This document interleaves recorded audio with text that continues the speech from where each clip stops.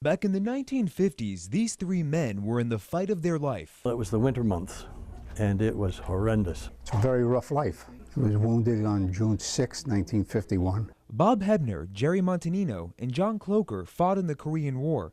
Each one has a story to tell. We're blowing trains off of tracks and trucks off of bridges and things of that sort.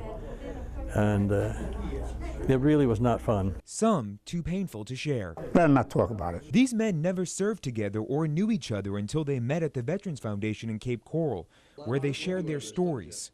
As their bond grew, so did their desire to return to the country they helped free. When they last saw South Korea, it was war-torn. There wasn't much left of the country, I know that. Seoul was nearly destroyed from the fighting with North Korean troops.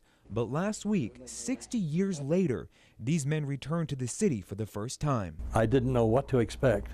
It's changed completely. They've come a long ways. I never dreamed it'd be that far along. The city is now a bustling metropolis filled with skyscrapers. 16 million people call it home. I couldn't believe it, because the tallest building I can remember seeing was a two-story building. The men just got back and haven't even had time to develop their pictures. But the sights and the people are forever etched in their memories.